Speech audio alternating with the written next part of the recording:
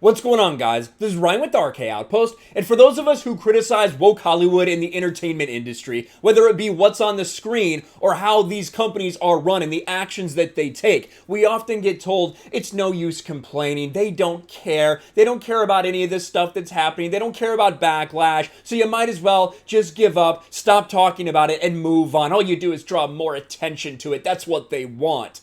Well, as it turns out, that's not the case. We have a story today about Netflix, not about the Dave Chappelle situation, but about something that happened months ago involving Cuties. And in fact, they saw the backlash. And what did they do? They did everything they could to hide this on their platform so people could not find it because of the intense backlash surrounding Cuties. Look at this headline. Netflix reportedly manipulated its search algorithm to limit appearances of Cuties on its platform after Backlash.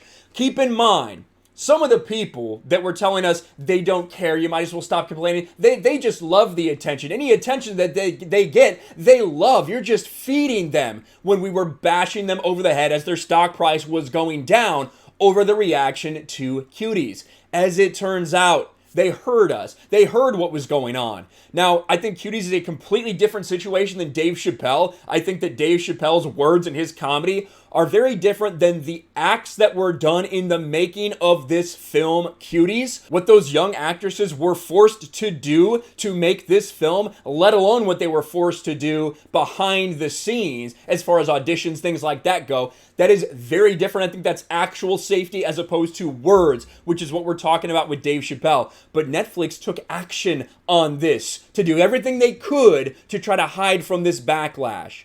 New reports suggest Netflix manipulated its own search and recommendations algorithm to help mitigate public backlash in September 2020. It's almost a year ago, over a year ago. I didn't even know it was that long.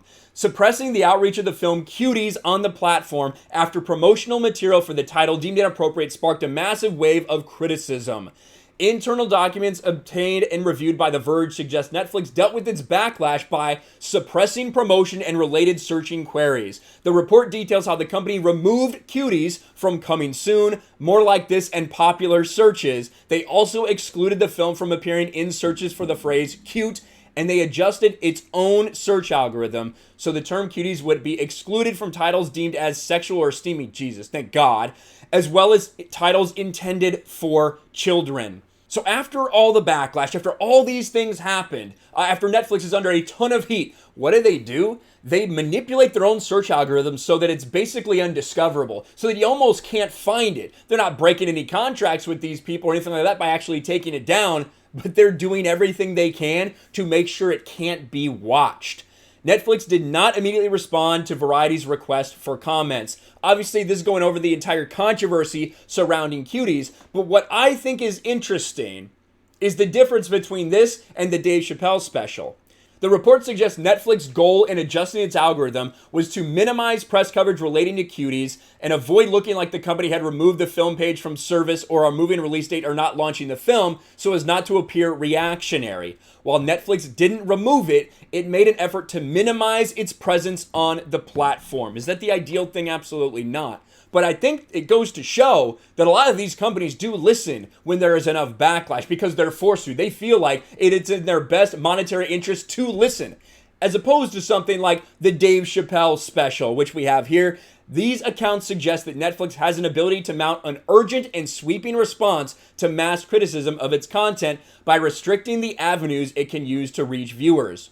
The Verge reported that some Netflix employees felt bad faith attacks on Cuties were met more seriously than the criticism from the LGBTQ+ community over Dave Chappelle's new comedy special, The Closer, which was widely criticized as transphobic. Nah, it wasn't. It was not widely at all. In fact, it was just by a handful of losers, which is why Netflix didn't take those actions. So they see the mass backlash to something like Cuties, and they do everything they can to make sure no one can see it. What do they do with Dave Chappelle? They don't do anything because they know that reaction, that backlash, that criticism is from an insignificant number of people. The company elected against suppressing the Chappelle special in search results and recommendations. The new report demonstrates how the company can field a PR crisis by carefully controlling without outright censoring the reach of particular content.